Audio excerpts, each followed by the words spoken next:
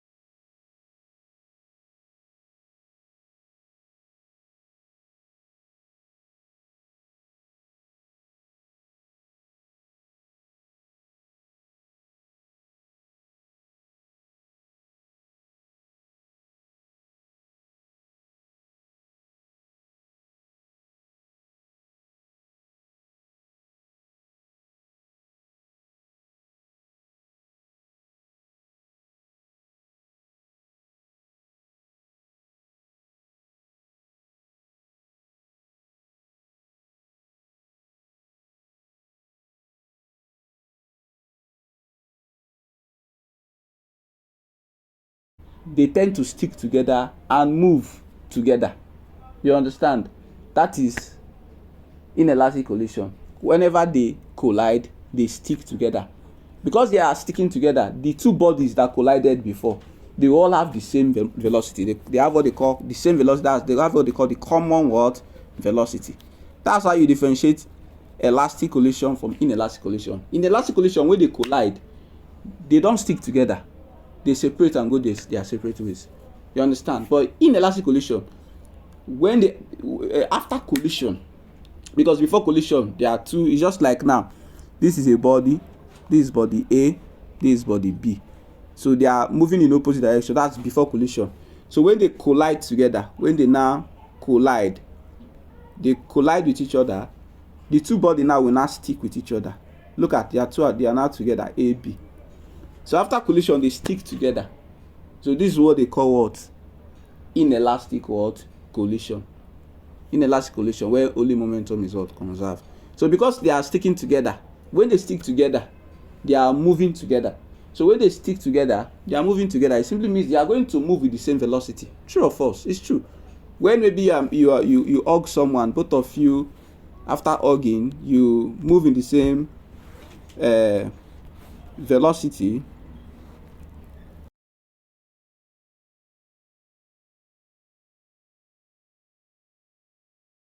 Okay, like when hugging someone, when you hug someone, at the end of the day, both of you move with the same velocity. It means you're having a common velocity. So from here, if we follow what we did here, if we follow this formula that says total momentum, if you are dealing with two body A and body B. So let's just give a formula. Let's give a formula. We have inelastic collision M1 U1 plus M2 U2 is equals to M1 plus M2, then the common velocity. So the common velocity is what they call what? The VC. The common velocity is what they call what? The VC. So this before collision depends on this total momentum before collision. This is the total momentum before collision, and after the equals to is the total momentum after collision. Now that plus you are seeing before collision depends if the body is moving in opposite or same direction. So if the two bodies are moving in opposite direction, this one is if the body they are moving the same if the body are moving in opposite direction, rather if the body is moving in opposite direction before collision. Remember vectors, when two bodies are moving in opposite direction before collision, this plus will change to minus. So you are going to have M1 U1 minus M2 U2, because before they collided they are moving in opposite direction. But you see after collision they always move in the same direction after collision. So that's why that place is always plus. You understand? After collision they always move in the same direction. That's why it's always plus M1 plus M2. Then the velocity they are moving together with, that is the VC. You understand the point now? So that's what we are trying to say. Okay, so take note of this. If the body before collision they are moving in opposite direction. Now if before collision they are moving in opposite direction, your formula will change to M1 U1 minus M2 U2 is equals to M1 plus M2 what? VC. You see it now? So this is the mass, this is the initial velocity for the first body. This is the mass of the second body, the initial velocity for the second body, and the sum total of everything.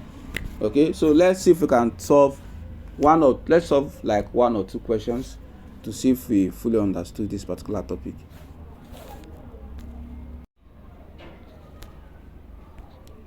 So now let's take a look at these questions. We've given explanation. Now let's solve question. The first question says a body of mass. I used to tell students the question always lies in the answer always lies in the question. So you read the question very well before you attempt and list the parameters. A body of mass 100 grams. So they've given us the mass. So moving with velocity of 10 meters per second collides with a wall. If after collision it moves with a velocity of 2.0 meters per second in the opposite direction, calculate the change in momentum. Now they're asking us to calculate the change in momentum. So that's how to calculate change in question. So this asks us to calculate the change in momentum. The answer always lies in the question. So look at the question very well. It says the body of mass 100 grams moving with a velocity of 10 meters per second collides with a wall. If after collision it moves with a velocity of 2.0 meters per second in the opposite direction, calculate the change in momentum. Remember our change in momentum. The formula for our change in momentum. Change in momentum can be equal to mv minus mu. It can also be equals to ft, depending on the parameter that is being given to you. Now take note, when you are dealing with a question that has to do with rebounds, when something hits a wall, when you hear the word rebound, hits a wall and bounces back, this formula will change to mv plus what? Mu. Take note, it's a shortcut. So when you are dealing with a question and it says rebound, like this question now, it collided with a wall and moves in the opposite direction, that's a rebound. So this is the formula we are going to use. So when we use the formula, we punch our change moment will now be mv plus mu. If you factorize this, you get mv plus what? U. You see now. So what is the mass? Go back to that question. The mass is 100 gram. Convert it to kilogram. That's 100 divided by 1000. You're going to have 0.1. The final velocity which it used was 2. The initial velocity was 10. So that's 2 plus what? 10. So you are going to have 0.1 times what? This is 12. So at the end of the day, you have 1.2 Newton seconds as our answer. That is it. Very, very easy. So you have to go through it one more time to get the whole concept. Okay? So the next question we have here, it says a ball of mass 0.5 kg moving at 10 meters per second collides another ball. So you have one ball here. A ball of mass 0.5 moving at 10 meters per second collides another ball of equal mass at rest. So this one collides another ball. This ball is at, let's see, this another ball is at rest. It collided with it. The ball is at rest too. It's not that the ball was moving to this ball B. This is A. So it collided with B. Then I say if the ball move together, they said move together, calculate their common velocity. When they say common velocity, you know you are dealing with inelastic collision. With that common velocity, you are dealing with inelastic collision. And in inelastic collision, the momentum is what? Is conserved. So we are going to have m1 u1 plus m2 u2 is equals to m1 plus m2. Let me write it well. Is equals to m1 plus m2, then the common velocity, which is vc. You see it now. So whenever you hear the common velocity, you know this is just like a shortcut. You know you are dealing with inelastic collision. You observe now that the ball A that collided with ball B, it's not that they were moving in the opposite direction. Ball B is at rest. So it means the velocity of ball B is 0. Do you understand now? So the velocity of ball B is 0. You understand? So we have no business with that ball B. So our formula will now change to m1 u1 is equals to m1 plus m2, then the common word velocity. Because they said that other one is at rest. So if it has rest, the initial velocity of that ball will be 0. And 0 times m2, you get 0. So that is why I did not insert it here. So the m1, what is the mass there of the ball? Divided as the first ball, 0.5. So you put 0.5 times, what is the velocity it was moving? 10. So this other one, remember the question says m1 is still 0.5. So what is now m2? M2 is the ball that was at rest. They said of equal mass. It means the mass is still 0.5. You see the question. The answer is in the question. Both of them have the same mass. So 0.5 plus what? 0.5. We are looking for V. So this will give you 0.5 times 10. You have what? 5. This will give you 0.5 plus 0.5. You have V. So at the end of the day, your velocity will be equals to 5 meters per what? Seconds. See the way we solve the question. Very, very easy. Now let's see. Look at this other question. They say calculate the common velocity. So what comes into your mind? Inelastic world collision. But let's go straight to the point. M1 u1 plus m2 u2 is equals to m1 plus m2, then what? The common velocity. But now let's be careful. Look at the question. A body of mass 12 kg traveling at 4.2 meters per second collides with a second body of mass 18 kg at rest. Still like the same one we solved before. So because the second body here is at rest, everything here will change to what? 0. So we are now going to have m1 u1 plus, okay, no, is equals to m1 plus m2, then what? Your common what? Velocity. So what is our m1? 12 times 4.2. So remember, they said the second body now, they don't have equal mass, so the first one is 12, the second body is 18, then this is the velocity. So you now have 12 times 4.2.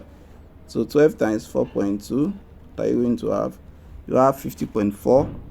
You have 50.4 plus, this place is 12 plus 18. 12 plus 18, you have 30. So is equals to 30 V. So V is now equals to 50.4 divided by 30. V is equals to what? You have 1.7. So 1.7 meter per second is the correct answer to this question. Very easy. Now let's take a look at this other question. They said a ball of mass 6.0 kg moving with a velocity of 10 meters per second. I don't need all this thing, just go to the last statement. After the collision, the two body coalesce and move. Say the two body coalesce, they stick together. That's inelastic collision. So we are going to be using m1 u1 plus m2 u2 is equals to m1 plus m2, then the common velocity. Now be very careful. Go back to the question again. It's not different from the ones we've been solving.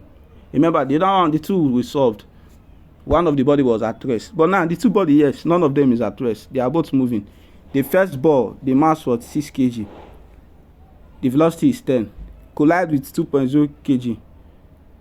The second mass and the velocity of the second mass 5.0. They were moving in the opposite direction. So because they were moving in the opposite direction, this formula will change like this. Because in vectors, when two quantities move in the opposite direction, we subtract. So the formula will change to this. It's not going to be plus, it's going to be minus. Now I have m1 plus m2, but this one will still be plus because they are moving the same direction after collision. So you see the reason why this one changed to a negative, because they were moving in the opposite direction. It's quite different from the other one we solved, where one of the body is static. So you understand? So we can now go straight and substitute to our parameters. If you substitute, now I have the first body, which is, so let's solve the, all right. So after that, we are going to have 6 times 10. Remember, the 6 is for the first mass, the 10 is for the first velocity, that's the initial velocity, minus, remember we are subtracting since they are moving in the opposite direction. Please don't forget this. Minus 2 times 5, we are now going to get equals to 6 plus 2, then the common velocity. So this will give you 60 minus 10 is equals to 8 VC. So you're having 50 is equals to 8 VC, then VC is equals to 50 divided by 8, V will equals to 6.25 meters per second. That is the answer. Very, very easy. Simple it is. Very, very easy. Very, very easy. So this is where we are going to end the lecture for today. So please do well to share this video if you gained value for this. If you have any group that you know people will be needing this video, please do well to share and recommend, like, drop a comment so that we'll be able to drop more videos, because when you appreciate our work, that's when we can easily do more. So please do well to share this video, recommend Special Medics, and for those of us that want to join our online tutorial, if you want to join our online tutorial, we have online tutorial that is conducted on WhatsApp and Telegram for 100 level students, O-level students, JAMB and WAEC. You can message us on the number that you see at the end of this video on WhatsApp. Thank you very much. God bless.